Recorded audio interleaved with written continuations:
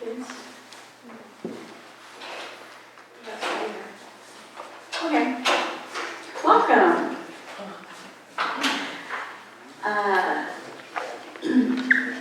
Welcome to Pilgrim Congregational Church, United Church of Christ. Whoever you are and wherever you are on life's journey, you are welcome here. Today, we continue our journey through the stories that have brought us where we are today. A thriving band of disciples who love the world, seek to love our neighbor, and seek to follow the ways of Christ as we do both. We will hear stories from those who have served at Pilgrim through the years, watched it grow, watched it ebb and flow, and still hold faith in the ability and calling of this congregation to be a bringer of good news to the world and to the future. I ask you to take a deep breath, you can think, and consider what brought you here, to this beautiful space and with these beautiful people, to worship our amazing God together as our candles are lit and as we begin our worship. A miracle they're lit.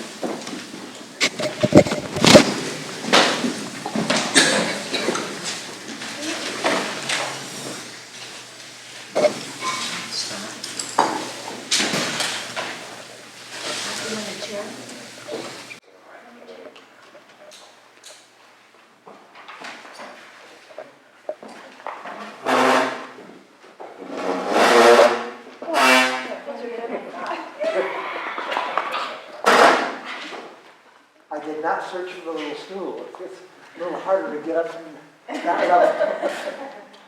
I have a couple of things before I meet our children. One, I take your mask off too. And you want a microphone for some people can't hear super good. all this There you go. older age benefit, replace knees, and yes, children, come up, please.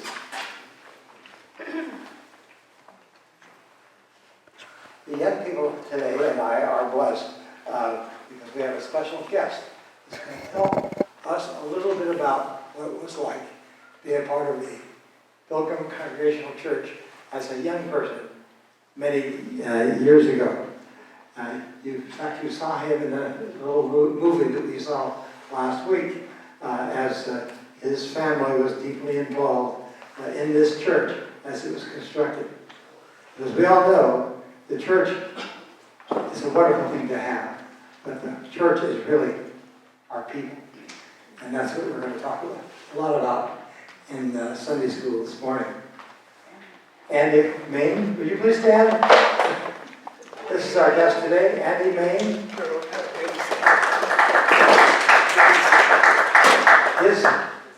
His family, 3 boys. 5 boys. I only knew 3. Anyway, we're all basically a foundation family in this church, and I'm so happy. He was also my student body president the second year I was at Enterprise High School, and of the student body presidents I had, I can say this freely, even to him, he was one of the most impressive and effective student body presidents that I had in the 19 years I served at Enterprise. Thank you, Andy. Anyway, we're going to talk with the kids at this point. Are there any more that would like to come up? Okay.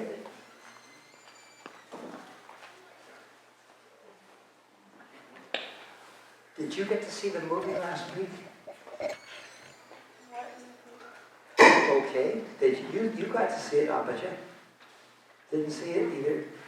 Well, we saw a movie last week and they showed a little bit about how this church got built. What do you see on the rock walls up here? Microphone.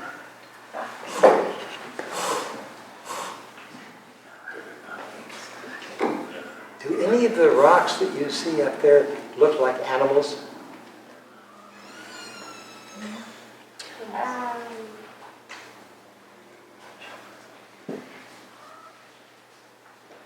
Not really, but one can. Kind of use your imagination a little bit. One altogether kind of looks like a bird. There's a mouse and a bird and a pony together. Okay. If you look right in the very middle up there, on the right-hand side, every time I look at the clouds, I see different things. And if you look at that main rock there, do you see a big black wolf?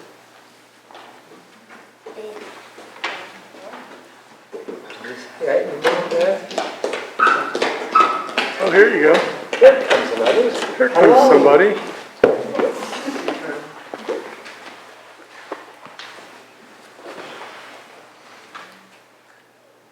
And our whole point of last week's movie was not only to see about how the church got built and how the people that come to the church, they acted like the workmen.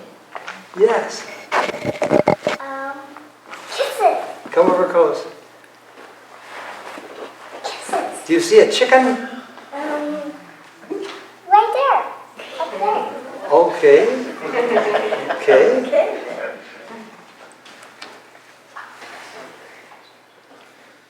We've all attended church many times. And I'll bet you've attended here since you were just this big, right? Microphone. And Why do we go to church? Because I don't know. I don't know. You don't know, all right? Can you tell us the reason we go to church? I'm not really sure. Pardon me? I'm not really sure. Not really sure. Because Mom makes you. That's what happened to me. My mom one day took me to church and she just left me at the front door. She says, "You're going to church, son." I must have shown something in first grade that made her think about I needed church. How come you come to church? I don't know. You know. Okay, well, could it be because you want to see some friends? That's another reason I come to church. As a grown-up, I come because I like to see people that I know. And during this virus time, it's been really hard, hasn't it? Yes. I think. Can you? The thing. I don't know. Try it again once more. Real slow. I don't know. You don't know. All right. Well, that's a perfectly good answer. There's nothing wrong with I don't know. So we can come to church and find out why we come to church. Have you ever heard of the Bible? No. The Bible is a very important history book. And it also tells us about the life of Jesus, but it also tells us about people that lived a long time ago. People who had a lot to do with how we think even today. Well, Is it good to steal? No. And the Bible teaches us that. And that's one of the things we can learn at church. And we're all going to go downstairs in just a little bit. And we're going to learn about some things in the church. We'll learn about the golden rule.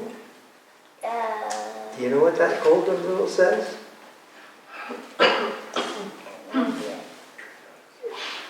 One of the things to think about in the golden rule is to do unto others as you want them to do to you. And that's kind of complicated, isn't it? But it means I don't like to get hit. And it means I don't hit other people, too. Girls don't hit very much. yeah. Sometimes boys do hit, don't they? They hit each other sometimes. Yes. Well, at church we learn some rules about how we can treat our neighbors and our friends. So we come to church to learn. What do you get to do during fellowship hour? You get to play? What is fellowship hour? What do you like to do after church out on the grass? Tag. Play tag, absolutely. So we come to church to have some fun, right? Yeah. Okay. Even grown-ups have some fun. Yeah, talking to people. Talking to people. That's exactly right. Yes, sweetheart. Elsie. I didn't exactly hear that. I think it's Elsie. Okay. Well, it's been very nice having you up here. And we're going to go downstairs and have a Sunday school class. And Mr. Mayne, that gentleman sitting behind you over here, is going to tell us a little bit about what it was like to be here when he was just about your age. Okay. Wait, what age? Where is your name? Have you been downstairs before? Good. I don't know your name. Tell me your name. Nori. Millie? Nori. Nori. Noreen. No, Nori. Lori. I'm not getting it. Nori. Nori. All right. You still got it.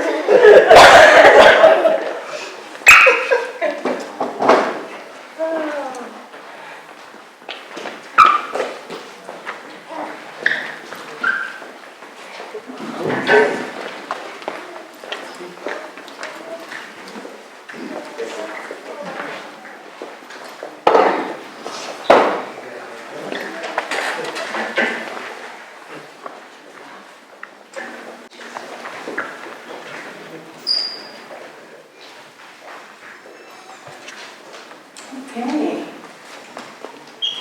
So, it's time for joys and concerns.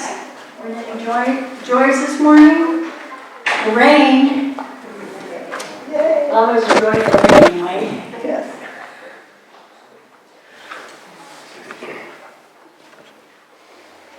Not joys, how about concerns? Any concerns? Okay, well, good to see everyone.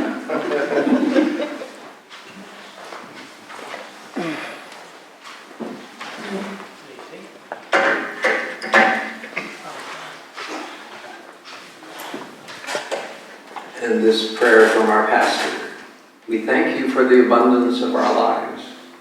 We thank you for the stories that have been woven together to create the tapestry of community that we celebrate today. We ask that your presence and love be with all who have been lifted up in joy and in sorrow. Please be with all who are hungry, all who seek shelter, all who are distressed in mind, all who are grieving, and who are facing illness or surgery. May your healing presence be manifest for all in our world. Amen.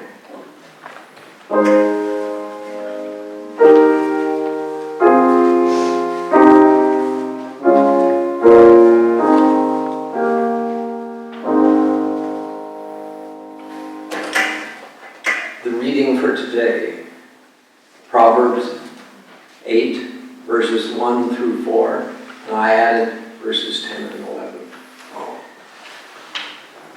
Do not wisdom and discernment call out? On the top of the heights, along the way at the crossroads, she takes her stand. Beside the gate, in front of the town, at the door of every house, she cries out. To you, O people, I call. My voice is directed to the sons and daughters of humankind. And then verses 10 and 11. Take wisdom's instruction, not silver, knowledge rather than fine gold. For wisdom is better than jewels. No other discernible thing is to be compared to. You notice wisdom is feminine.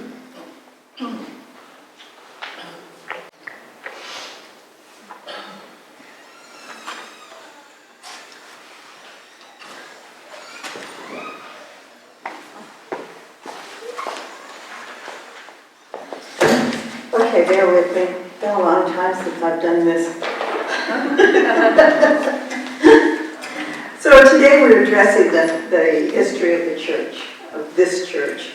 And when I was about 7 years old, my family began attending the First Congregational Church in San Bernardino, down in Southern California. In junior high and high school, I was very active in Pilgrim Fellowship, which was PF. We met every Sunday evening, and my high school social group was from the church. At school, I hung out with those kids. The PF group was attended by kids from 2 different high schools in town. In the summer, I went to leadership camp. In 1971, my husband and I moved to Redding with our newborn son. After our daughter was born in 1974, I wanted to find a church so my kids could have the same experience I had had, hopefully. Todd was about 4 years old and Carrie Faye a year old when I began here. The fellowship hall was a bunch of classrooms. It wasn't one big room like it is today. There was no fireplace in the fireside room. And the basement had a center walkway with dirt on both sides. There were no walls. It was just dirt under the church.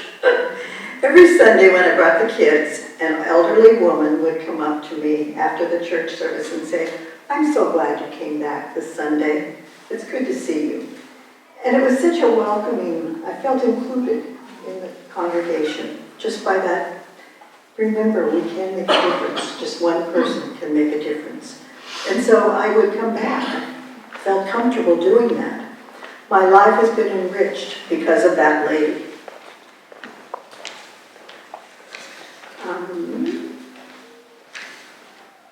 So I try to do that. I'm not probably as good as Lenore was, but I do go up to people each Sunday that I see that I haven't met before, that I recognize as new, and say, welcome. We're really glad you chose to spend time with us this week. So that's something we can all do to help people feel comfortable and welcome.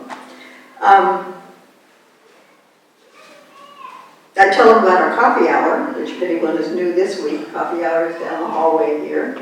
And we get together, and it's a time where you can sit with other people other than you sat next to in church maybe, and meet somebody new and find out a little bit about them.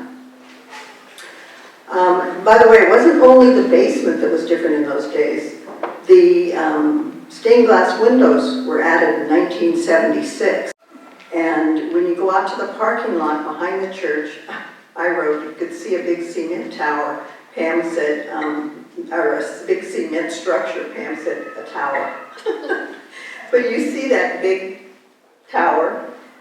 The church's minister's office was in the middle of that. No windows. There was a stairway over here, and you went up into that, and it was really different. In 1978, the current offices were built by the front door. That was after we had a fire. If you notice the different color of the ceiling from the wood over here, and that's because the ceiling had to be replaced. The fact that our church was designed by a world-renowned architect, Frank Lloyd Wright, makes it unique and a place of interest in the community, and Larry Solberg gives tours. As much as I appreciate the building, I know the church is not the building. It's you. It's the people.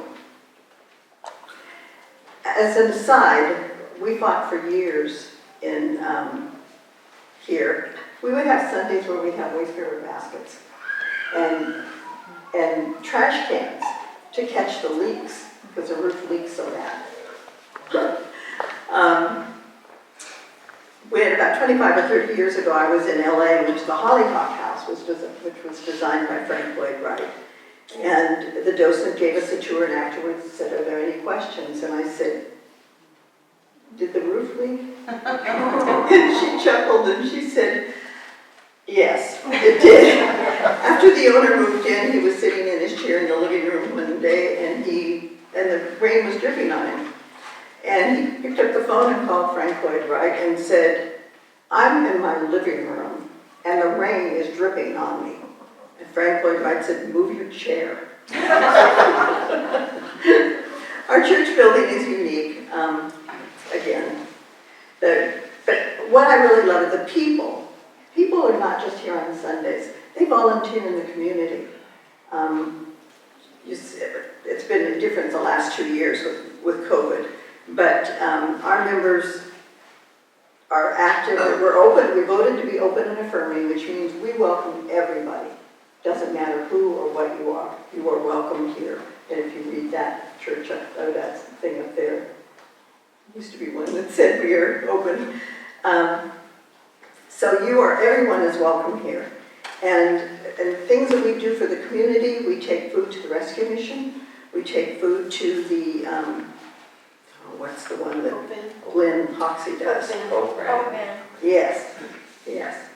We take food and clothing to the Hope Van, where homeless people can come up and get a jacket and maybe a bowl of soup or whatever we're serving that day. My husband volunteered at the VA clinic until COVID hit. Church members volunteer in schools. They're in the area hospitals, theaters, like the Cascade. They practice their Christianity by giving in many, many ways. Not just money, but giving their time and talent. Until COVID hit, we had a French country market every year. And it was big. This sanctuary was filled with booths. People rented to come in and sell whatever they wanted. Down there we had a big lunch. It was wonderful. But it took, every member of the church was involved. The men were moving chairs, this had to all be cleared out, and then it had to be put back that night for church the next morning. People were baking goods, they were selling, they were making soup to sell at the lunch, they were playing music. Sherry, and she would get a bunch of people to come in and take shifts playing music. And I think we raised about $7,000 the last year that we were able to do it. And after we covered our expenses, electricity and that kind of thing, it went to the community. It wasn't for the church. We didn't keep that money. It went out to the community. So that gives you a little bit of an idea of who we are and what we find important. We find the community important. We find you important, all of you. So if any of you are new this morning, we welcome you and feel blessed that you chose to spend this time with us.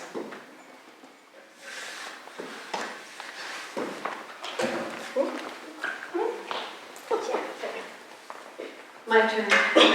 We're supposed to be covering the middle years.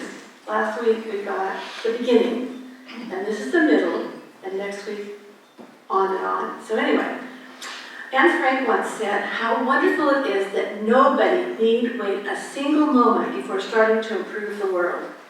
I think that's something we could all agree with. So we saw the beginning of the church last week, and our founders created a really solid base, but we're not merely that anymore. We've moved and we've changed. Diane mentioned a really big change when we became an open and affirming church. That was a line of demarcation that was wonderful, and we're so proud of the fact that this group did that. Now, none of us holds all the memories, so if I trigger a memory here and there, let's talk about it in the coffee hour, because I'll just give you a few things that I can think of in the past, but I know there's more. I just wasn't there for everything. So we've been talking about how the church is the people, not the building, but the people and the 8 ministers that we have chosen and worked together to make the church what it is today. It's just a real group effort. So you saw Ray Wells, who was here for 9 years building the church, the people, and taking this spot from a rocky lot to this structure that we now congregate in. After Ray Wells left, we had George Lindsay. He came in '65. He seemed like the epitome of the heart and soul of what this church is all about. He reached out everywhere, exemplifying being the church before that was even the slogan. He coordinated with the Methodist Church for a junior college youth group, which is how I met him, And I will say that in that youth group, do you remember when Market Street was Highway 99, the main avenue through town? There was no I-5.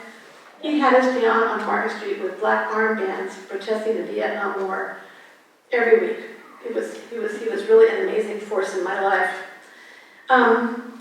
He worked with older and younger folks, and I found out recently that more people than me remembers group soup nights in the Lindsay's basement.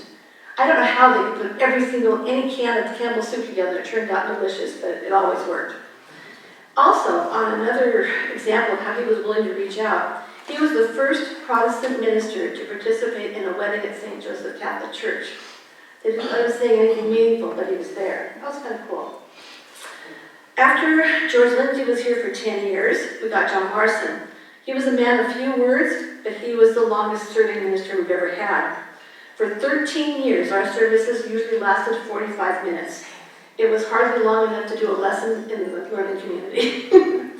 The search committee had been fascinated with a book he'd written called Learning Community, which covered the importance of lifelong learning rather than just Sunday school.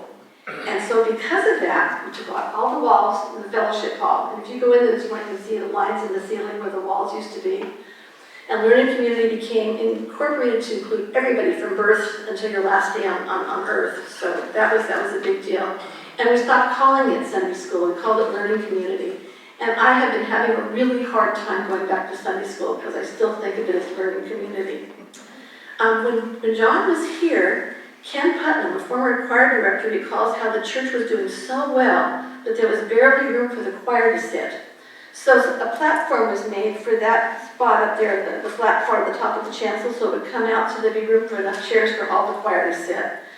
We raised funds to buy the organ. We bought a set of bells. Since then, the organ has died, but the bells are still in the basement. John hoped we'd build a sanctuary, but the congregation didn't agree, and here we are in the social hall. Okay. Back in '87, when John was here, Southeast Asian Christian Ministry got started. It's the main immigration support effort between Sacramento and the Oregon border, and that's right here in Redding. We were there at the beginning. We have had a person on the board ever since the start. One of the reasons we have a fundraiser is to give CCUM money, and we are in the CCUM budget, so it's darn important that we raise money to give them to help them meet their budget. Sometime during the 80s, when the basement still had a dirt floor, we had a doctor in the community here who gifted the church with finishing the basement to expand our usable area. So we put in floors, rooms, closets. The timing fit nicely with the deconstruction of the rooms upstairs, so we had more space for learning community, youth group, choir, the people that count the offerings, storage space, community users, and more room for the madrigals and so forth. So John had quite a 13-year span here. Lots happened. Then we had Lee Newhouse. Does anyone remember Lee? He was a large guy, a drama major with an infectious laugh, and as learned as anybody else we've ever had. Finding a parking spot on Sundays was difficult when Lee was here. People had to go park on the street. So we went to 2 services. That kind of helped the situation. Lee once commented that a church building says a lot about the people who worship there. He came to us from Connecticut, where congregational churches are typically white clapboard buildings with a steeple in front. We are not that. So we hope it indicates that we are open to new ideas and understandings. It was during Lee's time that the fire broke out. And I think I got this right, because I know they closed the armory on St. Patrick's Day, and the fire broke out here the following night.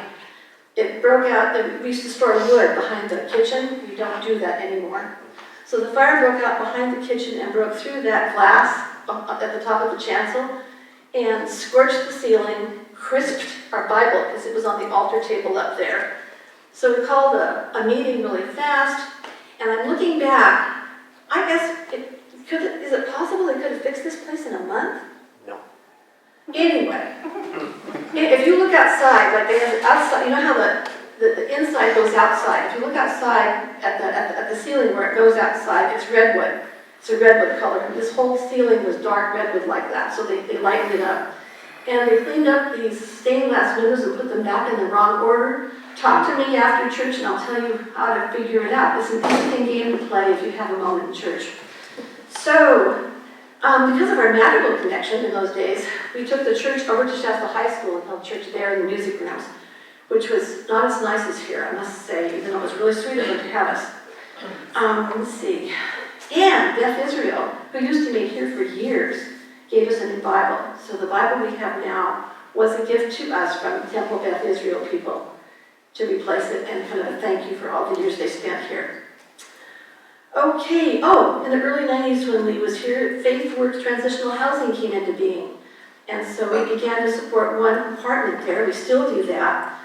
Just in case you don't know, people families that qualify for that, that are homeless or having drug abuse problems or some serious issue in their lives that qualify, we furnish the apartment completely. They move in.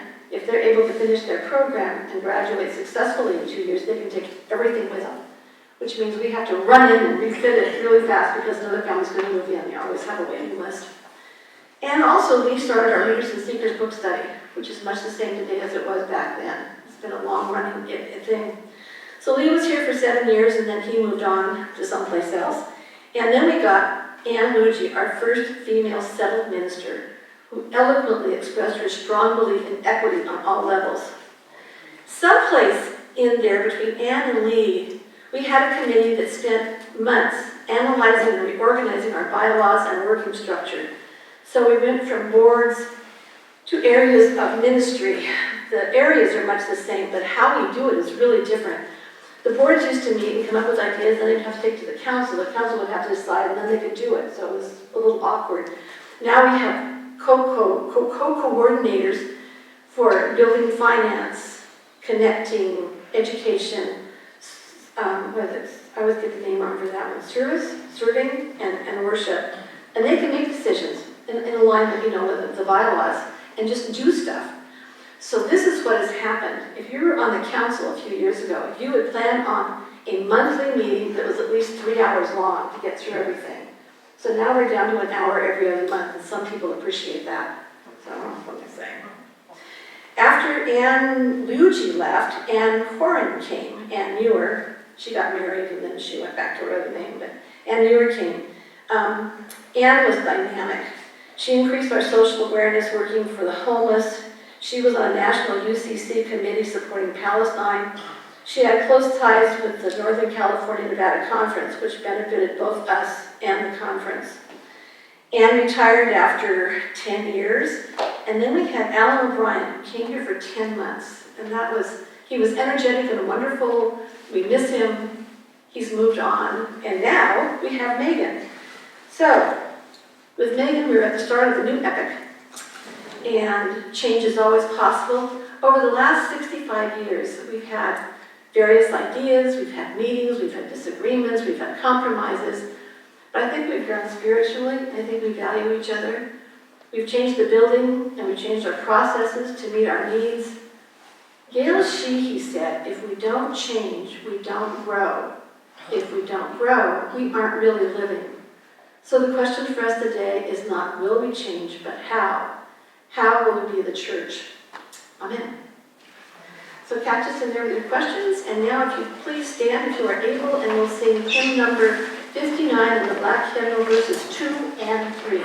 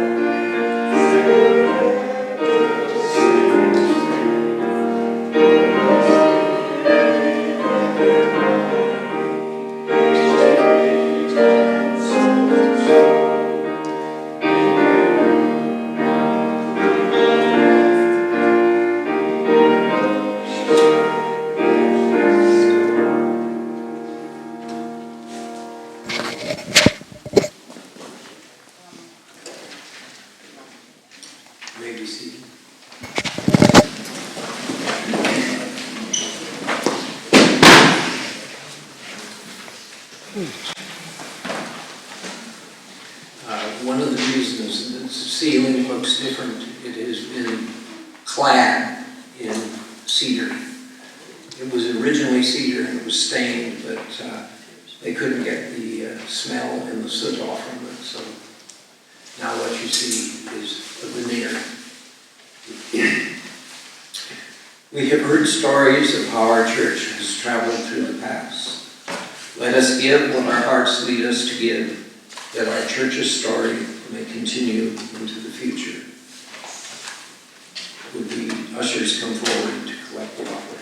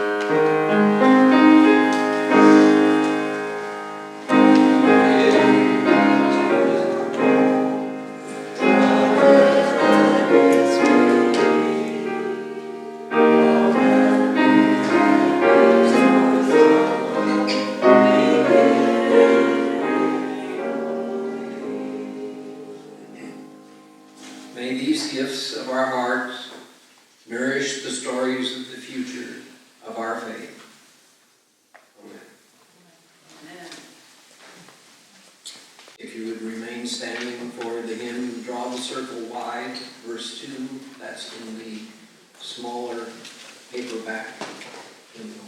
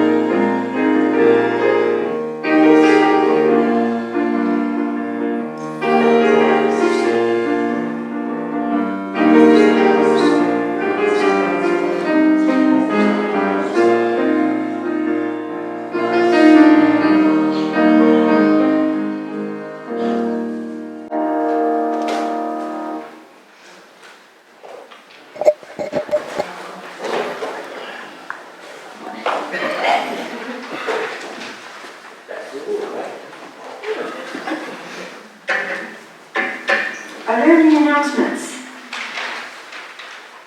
Other than we do have fellowship right after this, we have coffee and fruit and cookies probably. Like to see you there. No announcements? Go ahead, begin. All right. Sorry. Do you have an announcement? My name's Alan, and I enjoy your church. Thank you. Glad to hear, Alan. I too migrated from down south up this way. And then I went to the Baptist church, Alturas.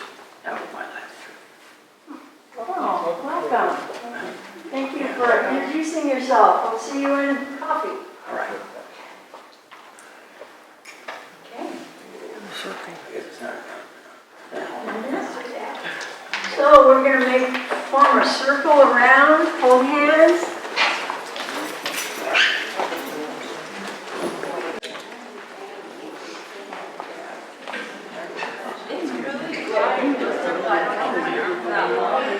Grab my hand. I'll hold her hand too. I don't study. Yeah, that's